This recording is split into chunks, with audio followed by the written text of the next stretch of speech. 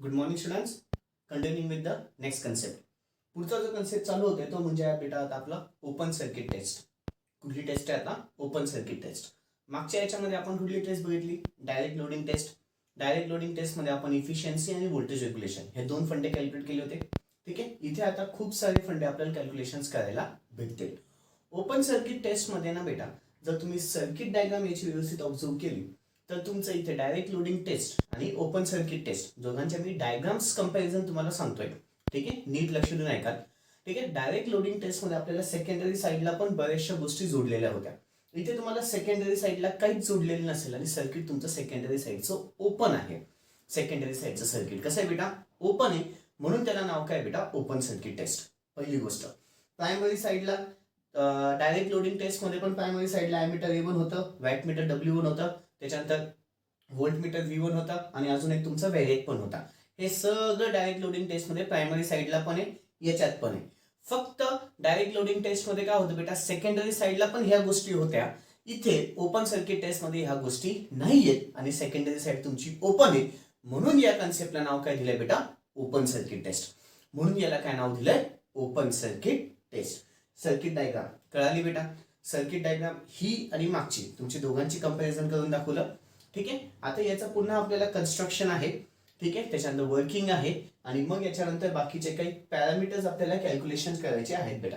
ठीक आहे, याचं उत्तर थोडंसं मोठं तुम्हाला लिहावं लागतं.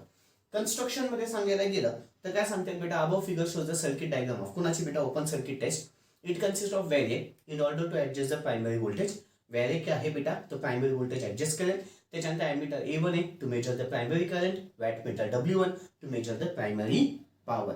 ठीक आहे, आणि volt meter V1 is used to measure the primary voltage. ठीक आहे बरं. आणि व्हेरिएकचं अजून एक महत्त्वाचं काम काय? In order to keep primary voltage to be constant. व्हेरिएकचं अजून एक महत्त्वाचं काम काय बेटा? In order to keep the primary voltage to be constant. Okay, पुन्हा एकदा आता हे थोडंसं स्पीडली जाऊ देतोय का? तर हे सगळे कन्सेप्ट तुमचे डायरेक्ट लोडिंग टेस्ट मध्ये मी सावकाश एक्सप्लेन केलेले आहेत. पुन्हा एकदा सर्किट डायग्राम मध्ये काय काय दिसतंय तुम्हाला? सगळ्यात पहिले तिथे तुम्हाला एमीटर A1 आहे in order to measure the primary current, W1 watt meter W1 आहे in order to measure the primary power, volt meter V1 आहे in order to measure the primary voltage. अजून एक फंडा तुमच्या इथे व्हेरिएक पण आहे in order to keep the primary voltage to be constant. आता वर्किंग. वर्किंग मध्ये काय करायचं बेटा? सगळ्यात पहिले स्विच ऑफ द सप्लाय. सप्लायला सगळ्यात पहिले काय कर बेटा? स्विच ऑफ कर आणि सेकंडरी साईडला काहीच कनेक्ट करू नको, म्हणजे ते सर्किट काय झालं बेटा? तुझं ओपन सर्किट. Open circuit. आता मग पहिले तर काय काम कर बेटा? आधी सेकंडरी साईडला काहीच का कनेक्ट नको, सॉरी, आधी सगळ्यात पहिले स्विच ऑफ द सप्लाय कर. सेकंडरी साईडला काहीच कनेक्ट करू नको, मग पुन्हा स्विच ऑन द सप्लाय कर. स्विच ऑन सप्लाय केल्याच्या नंतर मग आता तुला प्रायमरी साईडला A1 च्या मदतीने म्हणजे एमीटर A1 च्या मदतीने तुला करंट, प्रायमरी करंट मेजर करता येईल. वॅट मीटर W1 च्या मदतीने प्रायमरी पॉवर मेजर करता येईल. त्याच्यानंतर व्होल्ट मीटर V1 च्या मदतीने प्रायमरी व्होल्टेज मेजर करता येईल. आणि व्हेरिएकचं काम काय? In order to keep primary voltage to be constant. ठीक आहे बर. आता इथे जो कुठलाही तुला करंट भेटेल ना बेटा, आता महत्वाचा मुद्दा बोलतोय, करंट भेटेल किंवा इथे जो कुठलाही तुला पॉवर भेटेल किंवा जे कुठलेही तुला व्होल्टेज भेटेल त्याला आपण नो लोड असं नाव देतो. म्हणजे काय? जर करंट भेटला तर त्याला करंटला नाव असेल no load primary current. Power भेटली त्या पॉवरचं नाव असेल no load primary power. Voltage भेटलं no load primary voltage. No load असं का नाव दिलंय? तर सेकंडरी साईडला आपण लोड लावलेला नाहीये. सेकंडरी साईडला आपण लोड लावलेला नाहीये म्हणून ते नो लोड असं नाव येत असतं. ठीक आहे बरं. याच्यामुळे आता आपण ओपन सर्किट टेस्ट मध्ये मला दोन कंपोनंट्स कॅल्क्युलेट करता येतात. एक IM आहे आणि एक IC आहे. IM म्हणजे कुठला कंपोनंट असतो बेटा? Magnetising component. आणि IC म्हणजे कुठला कंपोनंट असतो? ऍक्टिव्ह कंपोनंट किंवा अजून एक त्याला नाव आहे core loss component. Active component किंवा कोर लॉस कंपोनंट याच्यावरती आपण बघितलेलं आहे. IM is equal to I0 sine of ∅0 चा फॉर्म्युला आहे. IC is equal to I0 cos of ∅0 चा फॉर्म्युला आहे. तसंच आपल्याला नो लोड प्रायमरी पॉवर पण कॅल्क्युलेट करता येईल. W0 म्हणजे पॉवर असते माहिती आहे सगळ्यांना. नो झिरो म्हणजे काय? No load. इथे झिरोचं मिनिंग जसं आता I0 म्हणजे no load primary current, no load primary current, तसं इथे पण काय बेटा? W0 no load primary power किंवा no load power. No load power is equal to V1 I0 cos of ∅0. ही त्याची छोटीशी फेजर डायग्राम आहे. ठीक आहे, याच्यामध्ये I0 आपला खूप छोटा असतो आणि I2 तर टोटली ॲबसेंटच असतो. I0 ची किंमत खूप छोटी छोटी असते आणि I2 टोटली ॲबसेंट असतो. त्याच्यामुळे W0 is equal to the iron loss which is equal to the PI. W0 is equal to iron loss which is equal to the PI असतो. हे 3 फंडे लक्षात ठेवा. नेक्स्ट, याच्यावरून आपण काही पॅरामीटर्स कॅल्क्युलेट करू शकतो. याच्यावरूनच आपण काही पॅरामीटर्स कॅल्क्युलेट करू शकतो. हेच आहे बेटा, कॉपी पेस्ट आहे, काही नाही. W0 is equal to V1 I0 cos of I0 आहे.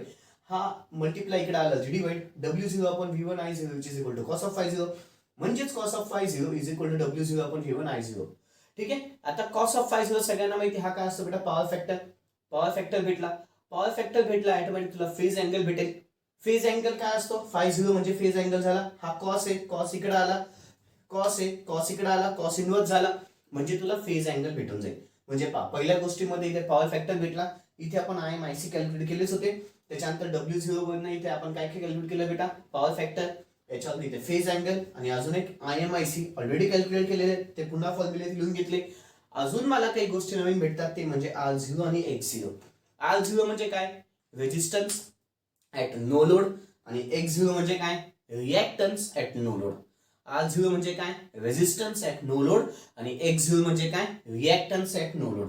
R0 चा फॉर्म्युला V1 अपॉन IC आणि X0 चा फॉर्म्युला V1 अपॉन IM.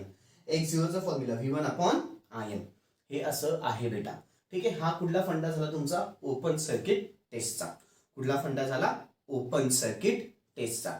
ठीक आहे. ओके, आधी आपण याचे सगळे क्वेश्चन्स लिहून घेऊ, मग तुम्हाला सर्किट डायग्राम दिसते ती तुम्ही काढून घ्या. हेडिंग टाका सगळेजणांनी आधी, ओपन सर्किट टेस्ट. हेडिंग टाका, ओपन सर्किट टेस्ट. क्वेश्चन घ्या, draw the equivalent setup to perform the open circuit test. Draw the equivalent setup to perform the open circuit test. Draw the equivalent setup to perform the open circuit test and explain it. Draw the equivalent setup to perform the open circuit test and explain it. And explain it. All मध्ये लिहा. All मध्ये लिहा. State the necessity of the transformer test. State the necessity of the transformer test and state which parameters. State the necessity of the transformer test. State the necessity of the transformer test and state which parameters can be calculated. And state which parameters can be calculated from the open circuit test. And state which parameters can be calculated from the open circuit test. All मध्ये अजून एक question लिहून घ्या. All मध्ये अजून एक question लिहून घ्या. Draw the neat connection diagram for carrying out the open circuit test. Draw the neat connection diagram for carrying out the open circuit test on a single phase transformer. On a single phase transformer. Draw the neat connection diagram for carrying out the open circuit test. Draw the neat connection diagram for carrying out the open circuit test on a single phase transformer. On a single phase transformer, comma there. What useful information can be calculated from the test? Comma there. What useful information can be calculated from the test? What useful information can be calculated from the test? What useful information can be calculated from the test. Okay, चलो आता video pause करायचा बेटा. सगळ्यांनाच ही circuit diagram दिसते, ती circuit diagram काढून घ्यायची. Video pause करायचा आहे, सगळ्यांनी ती सर्किट डायग्राम काढून घ्यायची आहे. ओके, अपेक्षा ठेवतो झालं असेल. आता कन्स्ट्रक्शन मध्ये लिहा. खाली कन्स्ट्रक्शन शब्द टाका, कन्स्ट्रक्शन मध्ये लिहा. The above figure shows the circuit diagram for. The above figure shows the circuit diagram for. The above figure shows the circuit diagram for open circuit test. The above figure shows the circuit diagram for open circuit test. पुढचा point बेटा. It consists of the variac which is connected across. It consists of the variac. It consists of the variac. It consists of the variac which is connected across the single phase AC supply. It consists of the variac which is connected across the single phase AC supply. It consists of variac which is connected across the single phase AC supply in order to make the primary voltage to be constant. In order to make the primary voltage to be constant. In order to make the primary voltage to be constant. पुढचा point घ्या बेटा. An ammeter A1 is connected to measure the primary current. An ammeter A1 is connected to measure the primary power. Sorry, primary current, my mistake. An ammeter A1 is connected to measure the primary current. An ammeter A1 is connected to measure the primary current. Puts a point. Wattmeter W1 is used to measure the primary power. Wattmeter W1 is used to measure the primary power. Wattmeter W1 is used to measure the primary power. Puts a point. Voltmeter V1 is used to measure the primary voltage. Voltmeter V1 is used to measure the primary voltage. Voltmeter V1 is used to measure the primary voltage. Voltmeter V1 is used to measure the primary voltage. Okay. आता एक ओळ सोडून खाली लिहा working. एक ओळ सोडून खाली लिहा working. Working. Keep the circuit open as shown in the figure. Keep the circuit open as shown in the figure. Keep the circuit open as shown in the figure. Puts a point. Switch off the supply and keep the variac at the minimum position. Switch off the supply and keep the variac at the minimum position. Switch off the supply and keep the variac at the minimum position. Okay. Puts a point here, beta. Switch on the supply and adjust the value of variac. Switch on the supply. Switch on the supply and adjust the value of variac. Switch on the supply and adjust the value of variac. Switch on the supply and adjust the value of variac in order to keep the primary voltage to be constant. In order to keep the primary voltage to be constant. In order to keep the primary voltage to be constant. In order to keep the primary voltage to be constant. Puts a point here. Now measure the primary current with the help of the ammeter. Now measure the primary current with the help of ammeter. Now measure the primary current with the help of ammeter and the power with the help of wattmeter. And the power with the help of wattmeter. And the power with the help of wattmeter. And the power with the help of wattmeter. Puts a point. The ammeter will read no load primary current. The ammeter will read no load primary current. The ammeter will read no load primary current. And the wattmeter will read no load primary power. And the wattmeter will read no load primary power. And the wattmeter will read no load primary power. Puts a point, beta. The two components of no load current. The two components of no load current. The two components of no load current, IC and IM. IC and IM can be calculated by using the formula. Can be calculated by using the formula. The two components of no load current. The two components of no load current, IC and IM.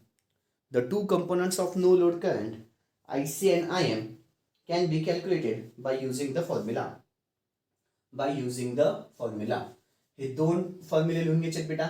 IM is equal to I0 sine of I0 आणि IC is equal to I0 cos of I0. IM is equal to I0 sine of I0 आणि IC is equal to I0 cos of I0. Video pause करून लिहून घ्या. त्याच्या खालची वेळ पण लिहून घ्या. व्हिडिओ पॉज करून वेळपर्यंत सगळं लिहून घ्या. हे सगळं लिहून घ्या. एवढं सगळं लिहून घ्या. वेळ पण लिहून घ्यायचं आहे. अपेक्षा ठेवतो झालं असेल. याला बेटा active component, core loss component, याला अजून एक नाव आहे ते म्हणजे आहे आयन लॉस कंपोनंट. अजून एक नाव लिहा बेटा, आयन लॉस कंपोनंट. याला अजून एक नाव आहे आयन लॉस कंपोनंट. याला अजून एक काय नाव आहे बेटा, आयन लॉस कंपोनंट. ओके, खालच्या ओळीत घ्या. No load power can be calculated by using the formula. No load power can be calculated by using the formula. आता हे आणि हे फेजर डायग्राम, पण छोटीशी फेजर डायग्राम काढायची आणि हा फॉर्म्युला लिहून घ्यायचा. हा फॉर्म्युला आणि फेजर डायग्राम लिहून घ्या. फॉर्म्युला आणि छोटीशी फेजर डायग्राम काढून घ्या. फॉर्म्युला आणि छोटीशी फेजर डायग्राम काढून घ्या. अपेक्षा ठेवतो झालं असेल. पुढचा point, the no load current I0 is very very small. The no load current I0 is very very small. The no load current I0 is very very small. And also the secondary current I2 is equal to 0. And also the secondary current I2 is equal to 0. And also the secondary current I2 is equal to 0. Hence, there are no copper losses. Hence, there are no copper losses. hence there are no copper losses. Hence there are no copper losses. Therefore W0 is equal to Pi is equal to iron loss. W0 is equal to Pi is equal to iron loss. W0 is equal to Pi is equal to iron loss. एक code सोडून खाली calculation of the parameters. Calculation of the parameters. ठीक आहे. First घ्या wattmeter reads the input power. First घ्या बेटा wattmeter reads the input power आणि हे सगळं इथपर्यंत लिहून घ्या. 1 2 3 ओळी लिहून घ्यायच्यात. 1 2 3 ओळी लिहून घ्यायच्यात कॉस ऑफ फाय 0 पर्यंत. कॉस ऑफ फाय 0 पर्यंत तिथेच खाली लिहा hence power factor can be calculated. तिथेच खाली लिहा. अपेक्षा ठेवते ह्या 3 ओळी झाल्या असतील. झाल्याच्या नंतर खाली लिहायचं आहे hence power factor can be calculated. आधी ह्या 3 ओळी लिहायच्या आहेत मग खाली लिहायचं आहे hence power factor can be calculated. Hence power factor can be calculated. खालच्या ओळीमध्ये we can also calculate the phase angle.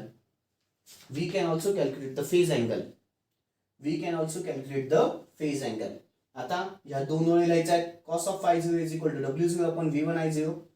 cos of phi 0 is equal to W0 upon V1 I0 आणि phi 0 is equal to cos inverse of W0 upon V1 I0.